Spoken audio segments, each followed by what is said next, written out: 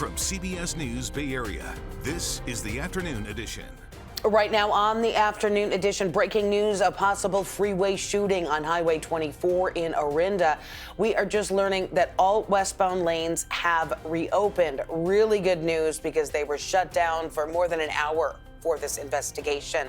Thanks for joining us at noon. I'm Ann Makovic, and our chopper was over the highway as the CHP continued its investigation. This was all happening in the westbound lanes at the Fish Ranch Road exit east of the Caldecott Tunnel. We could see an SUV pulled over to the shoulder with its back window shattered. The CHP has confirmed that nobody was injured. Officers responded to 911 calls, though, about a possible shooting, and they had been walking in the lanes looking for evidence. But again, the westbound lanes have now reopened. It's going to take traffic a while to recover, though. Here's a look at the backup not long ago. We could see some cars there on the entrance to the freeway just turning around, going the wrong direction to get out of that mess. We're going to stay on top of this and bring you any updates as we get them. Taking a live look outside this Wednesday, bit of a gloomy day and wet weather moving back into the Bay Area. Jessica Birch is tracking the chance of on and off showers. Yeah, it's just kind of meh out there. It is very meh out there. We should put that into our vocabulary when it comes to meteorology. Here's what's happening for us as we head outside. It's cool, it's cloudy. For many of us, it's actually just dry. The bulk of the rain is to the south of us, and we knew this going into our Wednesday forecast, that the Santa Clara Valley was going to see more impressive rainfall totals compared to some of us up into wine country or into San Francisco or off into the East Bay. But let's zoom into the Santa Clara Valley. Right now, it's tilted just a little bit more south, so communities like Morgan Hill up into San Jose see some light showers sweeping off into the east. We zoom in a little bit closer. Notice how it splits San Jose in half. So some of us are just dealing with cloudy skies right now, looking off in the distance to the rest of the rain clouds that are to the south of us. Now, this will continue to track off into the east. And as we head into the next couple hours, we'll watch that actually break apart and give us some drier conditions on the back end as we head into the evening hours tonight before more rain rolls in, heading into our Thursday morning forecast, lasting into the afternoon hours on Thursday before the system completely sweeps away, giving us clear skies just in time for Friday, and as we head into Saturday. I'll have more on that in a bit. For now, over to you. Thank you, Jess. Happening today, veterans and advocates in the Bay Area protesting cuts at several VA clinics. This comes as word that the Trump administration plans to cut about 80,000 jobs from the Department of Veterans Affairs. Veterans are gathering in Oakland and Santa Rosa to demand the protection of essential services and hold leaders accountable for promises made to them. We're going to have more on those protests coming up at 5. DOGE and the nation's economy were some of the key issues President Trump addressed in his speech last night to Congress and the nation. Natalie Brand has the highlights from Capitol Hill. Do you know who number 2 is? George Washington. How about that? How about that? President Trump touted swift and unrelenting actions during the first 6 weeks of his second term, from border security. They heard my words and they chose not to come. To shrinking the size of the federal government. I imposed an immediate freeze on all federal hiring, a freeze on all new federal regulations, and a freeze on all foreign aid.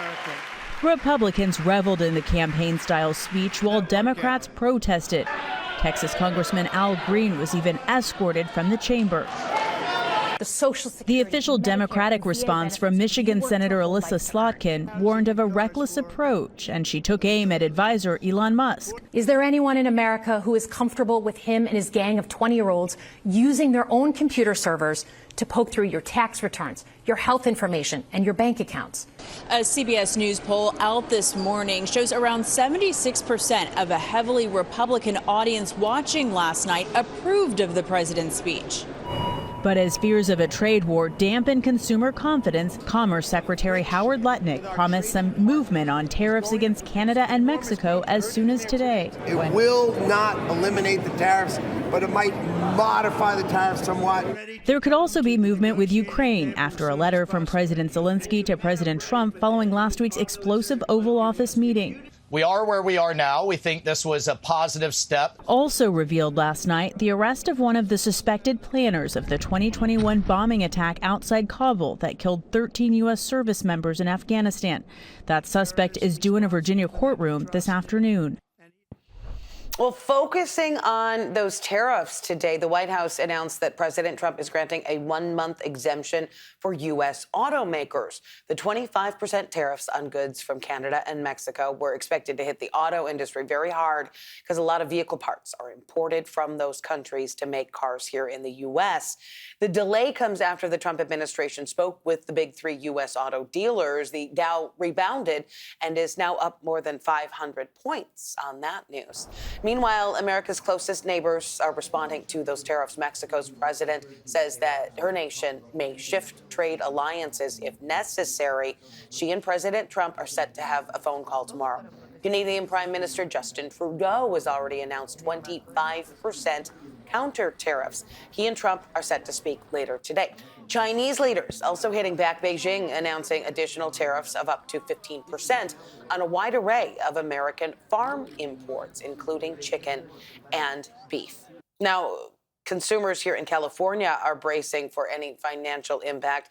According to LendingTree, the state gets nearly half of its imports from Mexico, Canada, and China. So we wanted to dive a little bit deeper into this study and how tariffs could actually impact us. Joining us now, Chief Consumer Finance Analyst Matt Schultz. Thanks for being here. Thank you. Let's talk a little bit about that report. California actually ranking 25th among the states most vulnerable to tariffs. So we're right in the middle. Does that mean we could see a lesser impact than other states? It's certainly possible. It's really hard to predict, though, because while California doesn't get as big of a percentage of their imports from Canada, China, and Mexico, the sheer dollar volume of the imports that they get from those 3 countries is the second biggest in the nation behind Texas. So it's going to be really interesting to see how it all plays out. And the best thing that people can really do is do what they can to prepare for prices to rise. Okay, so here in California, what does that mean? What kind of prices are we going to see rising? Well, it literally could be most anything. I mean, the biggest thing that we see in terms of imports into California from these countries are things like smartphones and computer accessories and that sort of thing. But the tariffs are so sweeping that it could literally be anything. Now, we're also hearing that the tariffs themselves could be short-lived, according to a lot of Republicans. And, of course, the president has some negotiations scheduled for today with the leaders of some of these countries. If it is short-lived, I mean, would that greatly reduce the impact that we would have, or would we still see, this sort of chain reaction? Yeah, it certainly could. I mean, obviously, having these tariffs not last as long would be a positive, but in the short term, it's still wise for consumers to assume that prices are going to go up, because we've even seen them in the last few weeks beginning to rise in a lot of different ways. So the best thing that people can do basically is hoping for the best and preparing for the worst. All right, Matt Schultz, Chief Consumer Finance Analyst with LendingTree. We appreciate the results of that study. And of course, a lot of it, remains to be seen. We'll be following up with you. Thank you. Meantime, on the peninsula, we are counting some of the votes from the big special election that had occurred yesterday. Early returns coming in, and that is all on that measure in San Mateo County that would give supervisors the power to remove embattled Sheriff Christina Corpus. Early results showing more than 85% voted yes on Measure A. It could take a while before we get those final results. But if it passes, which it looks like it will, the Board of Supervisors could vote to remove the sheriff. 4 of 5 members must agree and explain why. Corpus would then have a chance to respond. She has repeatedly denied all these allegations from an independent report accusing her of corruption and abuse of power. Despite widespread calls for her resignation leading up to the vote, she has refused to step down. Still ahead here at noon and streaming on CBS News Bay Area, back in service despite a major budget gap. The good news for Oaklanders, that is also improving public safety. And let's take another live look outside before we head to break. A lot of clouds building in throughout the Bay Area. We're going to have another check on that wet forecast when we come back.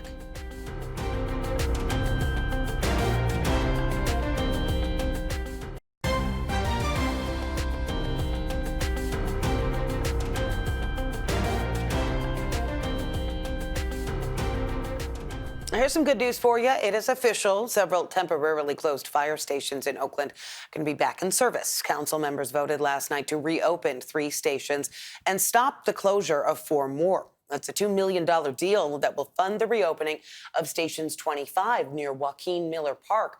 Also station 28 near Chabot Park. They both closed down in January. And the third station, station 10, that's in the Grand Lake neighborhood. That has been closed since 2022 because of renovation, and they haven't been able to reopen it because of a lack of funding. All 3 should be back in operation before June. Fire Chief Damon Covington says he has not been this happy in some time. So many people put in work, real hard work, to figure out where we could find money in the budget to open our firehouses. And we're thankful that they saw the need to be as fire safe as we can throughout our city. John Ramos says more on what it took to get those stations back open and the budget challenges still ahead. When fire stations 25 and 28 went dark in January, Councilmember Janani Ramachandran says the public reaction was immediate. When these brownouts went into effect in January of this year, the communities across Oakland were outraged, and we listened to that outrage. She and council members Rebecca Kaplan and Zach Unger began searching for money and found about $8 million in different places that could be put toward reopening the fire stations. The message from the Oakland community has been loud and clear. While there's a lot of competing interest for limited dollars, nothing trumps public safety, and fire stations are the bread and butter of public safety. But the money would only keep the stations open until June, when the new fiscal year begins. And the cuts that could be coming will likely be even deeper. The various employee unions, including the firefighters, blame the city for mismanagement, but they also point to more than $50 million of overspending by the police department, much of it going to pay overtime to officers. But police union head Huy Nguyen says that's only happening because the force has lost about 25% of its officers over the years, while the number of calls for help has grown. Issues of blaming us for the problem. The problem is that city leadership needs to adequately staff the police department and also provide the number of funding that it should be. So we can provide service, or make some really tough decision to cut the services that we're providing. And I don't think anybody's willing to do that. But it does seem like they're willing to cut the fire department. So doesn't that pit you against them in some ways when it comes to the budget? I mean, we look at the numbers and we look at the percentage of money that's being spent. And you look at the fire department percentage of how much they spent on overtime compared to the percentage on how much we are spent. The overall number is bigger by numbers, but the percentage is greater in the fire department. But the firefighters union president, Seth Ollier, says their overtime is the result of more than 80,000 annual calls for service at a time when stations are being shut down. Oaklanders will die if they have to wait for emergency services. That is a fact. Houses will burn to the ground. This is not me being melodramatic. These are facts. As far as pitting one group against one another, this is a zero-sum game. There's only so much money to go around. And yes, if it was up to me, I would keep every station fully staffed and open. That is my goal. At this point, it's a problem without a real solution. All departments will likely take a hit when the budget axe finally swings. The employee unions accuse the city of mismanagement, but Oakland's fiscal hole comes from having more workers than it can afford, no matter how valuable they may be. All right, back to our first alert weather now, because things are taking a turn for the rainy. Let's take a live look across the Bay Area and check in with meteorologist Jessica Birch. All right, cool and cloudy down to the south. A lot more dry for our friends up in the north, with these cloudy skies still filling the bay no matter where you live. Now, the system that's moving in from offshore, it's tilted a little bit more south. So our friends near San Jose all the way down into Morgan Hill will see the bulk of the action today, but we're not out of the clear just yet. We have another day of unsettled weather, meaning on and off showers in the forecast for us. And we'll all experience that a little bit more as we head into our Thursday setup. Let's zoom into what's live for us right now, though. From Seven Trees all the way down into Morgan Hill, we're seeing light showers to the south of the Santa Clara Valley. Some light speckles of showers just over the hills as you make your way closer to Antioch, all the way past the Tri-Valley area too. But here's what's happening for us as we head into this afternoon. These showers continue to track off into the east. We'll catch a break for a little bit today before more showers roll into the overnight overnight hours tonight and early morning hours tomorrow, giving us another wet commute for our friends in the South Bay. But this time it's going to reach its way up into the North Bay, too, just around lunchtime. At the same time, too, the Sierra is going to see plenty of snow showers, which means fresh powder just in time for the weekend as we start to clear up into Thursday evening all the way into our Friday forecast. We talked about the rainfall totals earlier. From now until Thursday, we can see close to around 1/4 of an inch all the way down into Ben Lomond, San Jose, with not so impressive numbers closer to communities like Concord or all the way over into Antioch, closer to around 1/100 of an inch of rain there. But you take a look at the next 7 days. I mean, yeah, we're going to dry up for a little bit as we head into our Thursday, Friday, Saturday forecast, at least Thursday night into Friday. Once we clear up this weekend, we get another batch of showers as we head into early next week. So let's time that out real fast.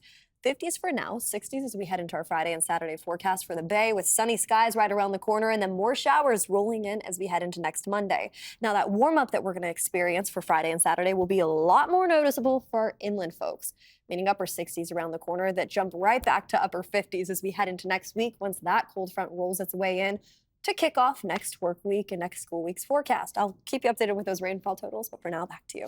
Thanks, Jess. It is Women's History and Empowerment Month, and the Golden State Warriors are getting involved, how they are setting up girls in Alameda County for success.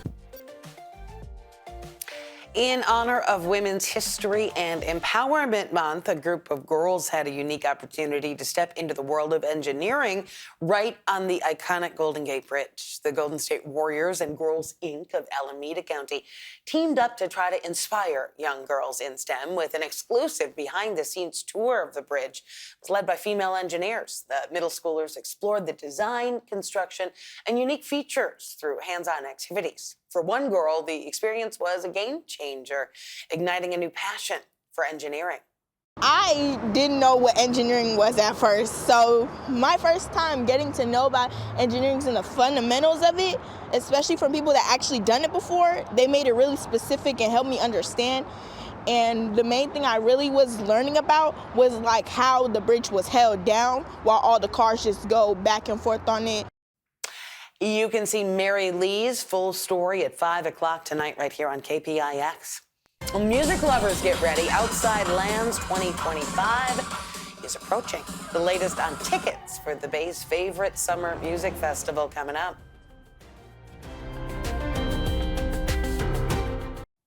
Now, if you love music festivals, get ready for Outside Lands 2025 and get your wallet ready, too. Pre-sale tickets went on sale today for the Bay Area's most anticipated festival. It is set for August 8th to the 10th. Outside Lands returning for its 17th year at Golden Gate Park. So early bird tickets, 3-day tickets, they are the lowest prices you can get. General admission at $485. But we just checked the website. They're already sold out. So we're going to have to wait for the next round to be released. This year's festival packed with exclusive VIP experiences. You can even get married there, apparently. Remember, we are streaming 24/7 on the free CBS News app.